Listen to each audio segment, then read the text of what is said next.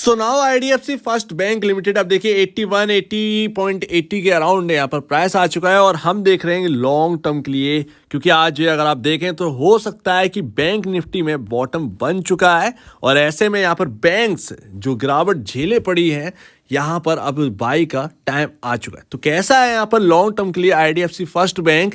क्या कोई प्रॉब्लम है? क्या अभी हमें रुकना चाहिए या फिर तुरंत यहाँ पर बाई कर लें? क्योंकि हायर साइड से टॉप से अगर आप देखेंगे तो 20% डिस्काउंट पर ये स्टॉक आपको देखने को मिल रहा है। तो अभी बैंक्स ना रैली दिखाने लगेंगे जैसे ही यहाँ पर एचडीएफसी बैंक के अंदर जो है बिकवाली खत्म हो जाएगी।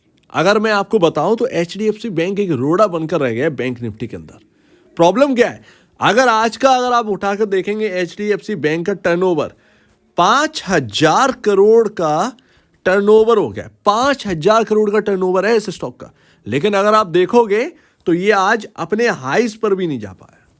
इतना बुरा यहां पर है। लेकिन मैं यहां पर जो देख रहा हूं वो है 1364 रुपए का लेवल, जहां से ये आज स्टॉक घूमा है। ये 2022 के लेवल थे अक्टूबर के टाइम के, यहीं से एक बड़ी रैली दिखाई थी एचडीएफसी बैंक। तो हो सकता है जब तक 1364 रुपए टिका हुआ है तब तक एचडीएफसी बैंक में कोई प्रॉब्लम नहीं है। हो सकता है शॉर्ट टर्म बॉटम बन गया हो, Q4 के टाइम तक पॉसिबल है। इससे ज़्यादा और क्या मांगोगे? और अगर यहाँ पर बॉटम बन गया तो ये आईडीएफसी फर्स्ट बैंक के लिए बहुत ही बेनिफिशियरी होगा, क्योंकि आईडीएफसी फर्स्ट बैंक का भी मर्जर होने वाला ही है। यस, आईडीएफसी फर्स्ट बैंक और आईडीएफसी का मर्जर होने ही वाला है। अब इसके बारे में और जानकारी जो है वो आएगी, बट अगर आप देखेंगे तो ये भी एचडीएफसी जैसा ही मर्जर हो रहा था। यहाँ पर ये सारी बातें, वही नेट इंटरेस्ट मार्जिन का क्या होगा, वही सवाल वापस से। लेकिन एक्चुअल में अगर आप देखेंगे तो अगर यहाँ पर बॉटम बन गया एचडीएफसी में तो बाकी बैंकिंग स्टॉक्स जो प्राइवेट हैं वहाँ पर खरीदारी देखने को मिलेगी। ऐसे में आपका आईडीएफसी फर्स्ट बैंक दूर नहीं रहेगा, वहाँ पर भी खरीदारी आपको जो है वो देखने को मिलेगी। तो फिलहाल अगर आप देखेंगे आईडीएफसी फर्स्ट बैंक, क्या हमें आईडीएफसी फर्स्ट बैंक को 80 रुपीज़ पर बाय करना चाहिए? मैंने ऑलरेडी आपको कुछ दिन पहले कहा था कि 89 या 87 का राउंड था। मैंने कहा था ये यहाँ पर नहीं टिक पाएगा। इसका एक रेंज ओपन हुई है, वो रेंज यहाँ पर जो रहेगी उस हिसाब से आपको चलना है। अभी अगर आप देखें तो आईडीएफसी फर्स्ट बैंक आपको लॉन्ग टर्म के लिए हमेशा रडार पर रखना है। एक और बैंक अगर आपको कोई चाहिए हो तो इंडसइंड बैंक का नाम लिख लो। ये दो ऐसी बैंकिंग है जो कि आपके पोर्टफोलियो में सजी होना चाहिए। अगर आप देखें इंडसइंड बैंक तो आईडीएफसी फर्स्ट बैंक से भी कम वैल्यू पर मिल रहा है। वैल्यूएशन वाइज अगर आप देखें, प्राइस मत देखो, ये 4 डिजिट में वो प्राइस यहाँ पर जो है ना डबल होने की भी कैपेबिलिटी रखता है वो प्राइस, ये भी आप देखिए। तो वो चीज़ है, बट इंडसइंड बैंक को वो अपनी वैल्यूएशन नहीं मिली, आईडीएफसी फर्स्ट बैंक को मिली, लेकिन 3 क्वार्टर निराश रहे तो यहाँ पर प्रॉब्लम होगी। खैर, यहाँ पर एसआईपी रखिए। एसआईपी का मतलब धीरे धीरे एक्यूमुलेट करते रहिए। अभी भी कुछ यहाँ पर जो है बैंकिंग में अभी भी कंसर्न है। ऐसा नहीं है कि बॉटम बन गया, हो सकता है बन गया, आज की डेट की बात कर रहा हूँ। लेकिन अगर ये दोबारा मामला यहाँ पर रहता है और वापस यहाँ पर जो है गिरावट आती है, तब तो यहाँ पर कोई बड़ी बात है ही नहीं। ये बॉटम अभी नहीं बना है। तो अभी अगर आप देखेंगे रिसेंटली आईडीएफसी फर्स्ट बैंक के 77 के अराउंड जो लोज है वो बने थे, वहां से आपको थोड़ा सा रिकवर होकर दिखा रहा है। 80.85 पर क्लोजिंग हुई है आज की। तो मेरा कहना अभी यही है, कुछ लेवल्स हैं जो कि मैं आपको बताऊंगा। ऑलरेडी मैं जब से बता रहा हूँ 50 तो हम कवर कर ही रहे हैं। एक जानते हैं इस आईडीएफसी फर्स्ट बैंक को कहां पर रुकावट आ सकती है, कहां पर खरीदारी आ सकती है। मेरा कहना यही है, इस बैंक को अगर आप ले रहे हैं तो आपको बस इतना ही करना है कि भाई साहब इसको धीरे धीरे खरीदते रहिए। सिंपल सी बात, धीरे धीरे करके एक जो स्टॉक है वो अपना बना लीजिए, ताकि जब चले तो आपको यहाँ पर जो है ना, जो आप पेशेंस यहाँ पर दिखा रहे हैं आईडीएफसी फर्स्ट बैंक के अंदर, वो आपका रिटर्न बन के निकले अच्छा खासा। तो आपको यहाँ पर जो है पेशेंस का जो एक टेस्ट हुआ है आपका, उसका कम से कम रिवॉर्ड तो दे मार्केट। तो अभी प्रॉब्लम क्या है आईडीएफसी फर्स्ट बैंक में? सबसे पहले हम ये बात करते हैं, प्रॉब्लम है इनका मैनेजमेंट ने जो कहा है। अगर आप भूल गए हैं तो आपको बता दूं, कॉन्फ्रेंस कॉल हुई थी, इन्वेस्टर कॉल कह सकते हैं, इन्वेस्टर कॉल हुई थी जिसमें बड़े बड़े निवेशक जो हैं वो आईडीएफसी फर्स्ट बैंक की मैनेजमेंट से बात कर रहे थे। इनका मैनेजमेंट का क्या था कहना, 5 साल तक हमें थोड़ा सा ग्रोथ जो है ना करने में प्रॉब्लम रहेगी। इन्वेस्टर कॉल के अंदर ये बात हुई। इसको देखते हुए यहाँ पर शायद मैक्वायरी थे या जेपी मॉर्गन थे, शायद जेपी मॉर्गन, उन्होंने सीधा कहा कि कंपनी के मैनेजमेंट के पास 5 साल की विजिबिलिटी नहीं है। यानी बैंक के मैनेजमेंट के पास अगले ग्रोथ का यहाँ पर जो कहें विजिबिलिटी नहीं है। तो उसकी वजह से आईडीएफसी फर्स्ट बैंक के अंदर प्रेशर हमें देखने को मिला। तो ये 5 साल बहुत लंबा वक्त होता है। 5 साल अगर आप देखें एक लंबा वक्त है। तो ऐसे में क्या स्टॉक चलेगा नहीं? क्यों नहीं चलेगा? बिल्कुल चलेगा। ऐसा यहाँ पर क्या हो गया कि स्टॉक चलेगा नहीं, तो वो यहाँ पर ध्यान दीजिए। नंबर्स जो है ना एनुअल वाले बहुत अच्छे आने वाले हैं आईडीएफसी फर्स्ट बैंक के। मार्जिन की जहाँ तक बात रही, मार्जिनल वो हर बैंक उससे गुजर रहा है। सरकारी बैंकों पर ये चीज़ नहीं आई है ज़्यादातर, बट प्राइवेट बैंक में ये काफ़ी ज़्यादा देखने को मिल रही है। तो ये आपके लिए एक बेनिफिट ही है, सिंपल सी बात है, आपके लिए बेनिफिट है। आप देखेंगे कि प्राइवेट बैंक अभी तक जो बेस्ट परफॉर्म करते हुए आए वो आगे भी बेस्ट परफॉर्म ही करेंगे, ये ध्यान रखिएगा आप। अभी तो सिर्फ टाइम है, इनका पेशेंस का टेस्ट है भैया, इसमें हमको अलग नहीं हटना है इनसे।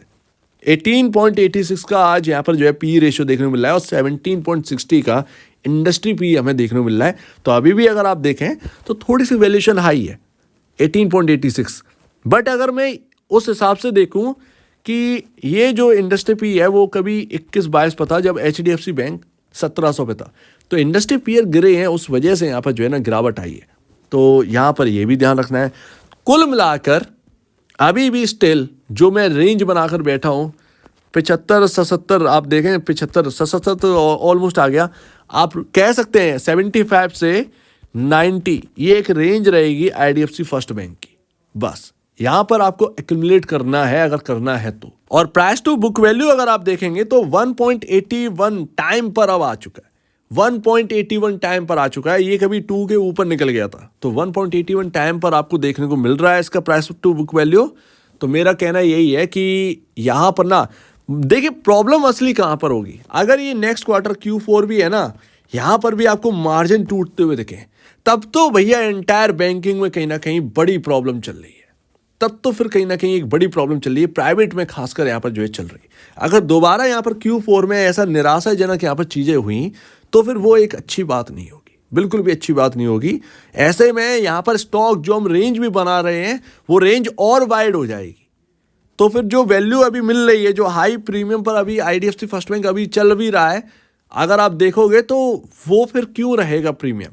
तो ऐसे में वो आगे एक ना बहुत ही सीरियस मामला हो जाएगा कहीं ना कहीं प्राइवेट बैंकिंग के अंदर। तो वो चीज़ है यहाँ पर। लेकिन प्राइस टू बुक वैल्यू जो है वो आपको 1.81 टाइम है यहाँ पर जो है अपने बुक वैल्यू से ऊपर काम कर रहा है स्टॉक। लेकिन मैं फिर भी कहूँगा एसआईपी बेस्ट है आईडीएफसी फर्स्ट बैंक में। अभी यहाँ पर ना एसआईपी करना चाहिए, अचानक से कोई बदलाव ऐसा आएगा नहीं। और ज़्यादातर इंटरेस्ट ना आप गवर्नमेंट जो बैंकिंग है उसकी ओर ज़्यादा मुड़ रहा है। उसका एक रीज़न है क्योंकि वो बेहतर परफॉर्म कर रहे हैं, तो उसकी वजह से गवर्नमेंट बैंक्स के ऊपर ज़्यादा ध्यान दिया जा रहा है। तो वहाँ यहाँ से पैसा कहें एक्चुअल में यहाँ से पैसा यानी कि प्राइवेट बैंकिंग से पैसा निकल कर पब्लिक बैंक्स के अंदर जा रहा है, सरकारी बैंकों के अंदर जा रहा है, ये आप कह सकते हैं। लेकिन फिर भी म्यूचुअल फंड का आप देखिए इस महीने का डेटा, पता नहीं आपने गौर किया इस बात पर या नहीं, कुछ लोगों ने यहाँ पर प्रॉफिट वसूल भी किया है आईडीएफसी फर्स्ट बैंक के अंदर इस महीने म्यूचुअल फंड्स वालों ने। लेकिन अभी भी कुछ ऐसे फंड्स हैं जो कि अपनी हिस्सेदारी लगातार बढ़ा रहे हैं, जैसे कि मोतीलाल हैं, यहाँ पर 173.75% अपने शेयर जो होल्डिंग है, जो यहाँ पर जो है शेयर्स हैं, क्वांटिटी है, वो इंक्रीज करते हुए नजर आए। तो ये काफ़ी अच्छी बात है कि निचले लेवल पर आपको म्यूचुअल फंड खरीदते हुए नजर आ रहे हैं आईडीएफसी फर्स्ट में। ये हमारे लिए एक फर्स्ट साइन है, इंडिकेशन है। तो देखिए मामला जो है वो हल्का फुल्का तो नहीं है, ये तो यहाँ पर जो है आप ये मान लीजिए कि प्राइवेट बैंकिंग में ना आप देखेंगे मामला जो है वो हल्का फुल्का नहीं। आईडीएफसी फर्स्ट बैंक से भी कुछ अच्छी बैंक है जैसे कि इंडसइंड है, वो भी बहुत ही सस्ते यहाँ पर जो है ना वैल्यूएशन पर वर्क कर रहा है। इवन आईडीएफसी फर्स्ट बैंक से ज़्यादा जो वैल्यूएशन है सस्ते वो इंडसइंड बैंक के दिखते हैं, लेकिन वो वेल परफॉर्म नहीं कर पा रहा। बट आईडीएफसी फर्स्ट बैंक पर निवेशकों का ज़्यादा ध्यान है, तो इस पर ध्यान रखिए। यहाँ पर एंड लास्ट यही है कि भैया एसआईपी, बस आपको एसआईपी करना है। लेकिन Q4 बहुत ही क्वाइटली देखना, बहुत ही शांत तरीके से देखिएगा ताकि समझ में आए कि क्या हो रहा है। अगर उसमें भी दिक्कत आ रही है तो भैया फिर तो यहाँ पर क्या ही कहने, नहीं पता। बस यहाँ पर जो है आप कह सकते हैं 83, 84 ये पार कर जाएगा तो यहाँ पर जो है ना इस रेंज से बाहर निकलेगा, ये स्टॉक इस रेंज से बाहर निकलेगा 83, 84, तो यहाँ पर तेज़ी वापस होगी और वो होगी आपकी 89 तक। ये टॉप है आपका 93 तक। जब तक ये 93 का लेवल नहीं निकल जाएगा इसके अंदर, तब तक आप ये नहीं कह सकते कि इसके अंदर नई खरीदारी, या कह सकते हैं कि नई तेजी यहाँ पर जो है आ जाए। नई खरीदारी उनके लिए जो पोजिशनल ट्रेड करते हैं, असलियत बात तो। लेकिन जिन्हें लंबे नज़रिए से देखना है वो अपना एक्यूमुलेट करते हैं। पोजिशनल वालों के लिए होता है जब तक 93 नहीं निकलेगा तब तक मैं IDFC फर्स्ट बैंक में जगह नहीं बनाऊँ, तो वो यहाँ पर अलग बात है। बट यहाँ पर 93 सबके लिए ही है। जब तक 93 नहीं निकलेगा तब तक यहाँ पर जो है ना एक बुलिश यहाँ पर जो है ना IDFC फर्स्ट बैंक के अंदर पोजिशनल नहीं बन पाएगा। उससे पहले वही नंबर्स का वही पेन यहाँ पर जो है ना झेल रहा है। तो 83 के ऊपर मौका मिलेगा, यहाँ पर जो है 89 तक जाने का पॉसिबल है। और ऐसे में 93 आपका बहुत बड़ा रेजिस्टेंस है। पिछली बार हमने कोशिश की, नहीं निकल पाए, तो वही यहाँ पर है।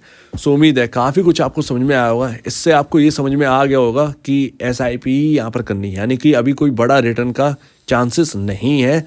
बड़े रिटर्न यहाँ पर जो है ना बनने से शायद पीछे हटेंगे, वो यहाँ पर लगता है। और Q3 के नंबर्स अब आने वाले हैं, फरवरी तो गई, मार्च में स्टार्ट हो जाएंगे, तो वो यहाँ पर नंबर्स पे फिर फोकस चला जाएगा। सो लेट्स सी, देखते हैं। सो उम्मीद है काफ़ी कुछ आपको समझ में आया होगा। एक बार निवेश से पहले आपने एडवाइज़र या ब्रोकर से पूछ लिया, अगर नहीं है तो भैया आपके सामने ये सारे डेटा है, आपके सामने पॉइंट्स हैं, इन पर स्टडी कर आप अपना खुद भी डिसीजन ले सकते हैं। तो आपका क्या कहना है इसके ऊपर कमेंट सेक्शन में कहीं और वीडियो देखने के लिए बहुत धन्यवाद दोस्तों।